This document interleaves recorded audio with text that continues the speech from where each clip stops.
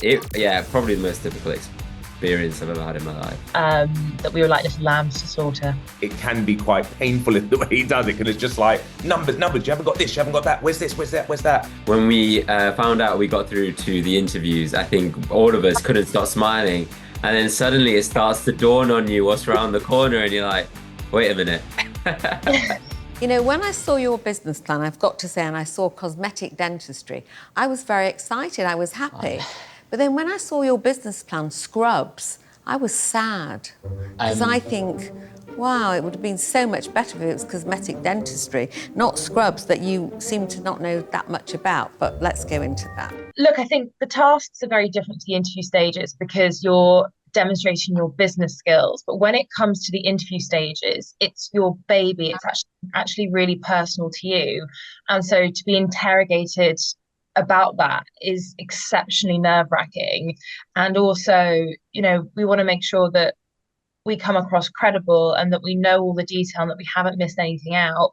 And inevitably, you're going to get ripped apart because there's going to be something you've missed out. And so it's more the unknown of what you're going to get ripped up for is, I think, the biggest nerve-wracking part. It is like lambs slaughtering. It truly That's is going to be the headline title. Yeah, but that's how it does feel like a little bit. We're like sheep, like just about to get slaughtered. But what felt good about it, I think, and I can agree for these two as well, was the level of credibility we've come into the process with. I knew that would count for something, because our performance going into it was so amazing. I think that even the interviewers themselves saw and acknowledged that. I mean, I certainly got that with Linda. Got that with Claudine as well. And I think that balanced it out a little bit. Claude, I remember he just said, look, Paul, what do you actually want out of life? And that's a question that most people never really ask you. And it really makes you think. And you go, actually, do you know what? Business is incredible. And to make money is incredible. To win the investment is incredible. But don't forget to live your life at the same time. And it really, really made me reflect on everything and all the decisions I was making as well. And everything I've done from there has been in hindsight of that. So. Okay, well, look, I've had 2 samples fabricated to your recipe, so we can see what it tastes like. God, you've come prepared. Because I know Mike's pulled that stunt before. So there's a part of me that was prepared for that. But because I actually had extensive conversations with the drink labs in Scotland, you know, I wouldn't be silly enough to try and go into an industry that I don't necessarily know fully without a partner. The drinks labs are incredible. They really are. So I already spoke about the ingredients. I spoke about the composition. I spoke about everything. So by the time he whipped it out, I knew it would actually taste quite nice. But it was really nice. I generally enjoyed it. You know, it was a bit heavy on the black pepper, but generally I loved it. Like, I'm literally someone that lives on things like functional shots, smoothies, juices. I've had to for health reasons. So I'm really versed in them. And I was like, I really like this, you know? So I was like, thanks, mate. Can I actually take it, stick my label on and go? And you know I can sell snow to the Eskimos. I was thinking, if you give me that, I'm going to go out there and sell this. So yeah, and that's the scary thing about Mike, because he's going to pull that out. Like, he's literally going to have you put your money where your mouth is, pretty much. So yeah, I was prepared for it, and I was pleasantly surprised that it did taste good. And I think secretly he liked it, because I think he went back into the boardroom fully juiced up on that stuff there. He was in a good mood. To call me irresistible, something definitely shifted with him. Exactly. And just shifting gears ever so slightly, I know obviously part of this interview process for you was quite emotional, and actually you were very open with discussing your dad and your brother as well. Did you expect it to get so emotional, and how did you feel in that moment as well? Do you know what? I did expect it. And the crazy thing is, my brother Ashley passed, who was the other half of the architects with me. Oh, I don't want to start blubbing now. I'm not going to blub now. But these guys know I had a ritual where we'd come downstairs, I'd get my cup of tea just like this, and I was in the garden on my own, and everyone left me to it. And I would just speak to Ashley all the time. It was, yeah, it is emotional, I won't lie. It's almost hard to talk about it because he died so suddenly. And I know if he was alive, the part of him would be thinking, what on earth are you doing on TV? Because me and him are from the generation of people whose goal wasn't to be on TV. You know, we're serious musicians, want to be in the background. We just want to write for people and not be seen, right?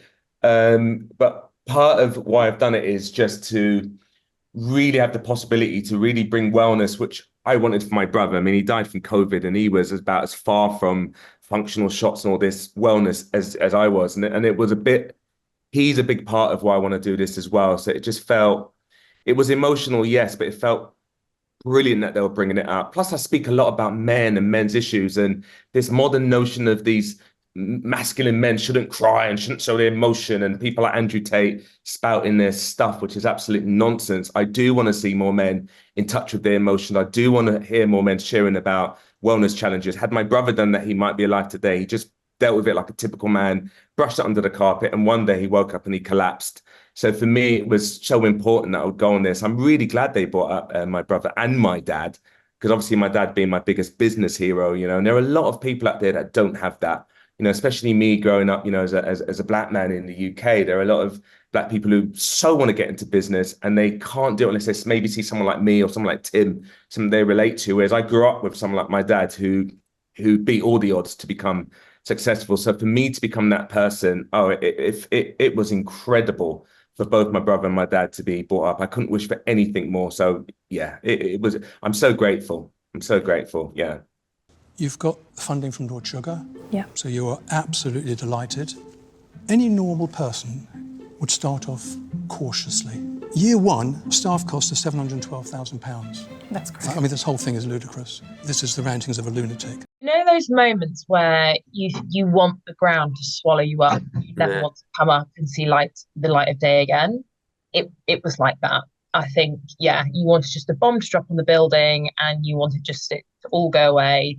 And you're sat there thinking, well, this is going to make great TV, isn't it? So, yeah, look, it's just one of those things where you've got to take it on the chin and own it, and you've got to laugh about it because, of course, like all that credibility and yeah, but never mind, things happen.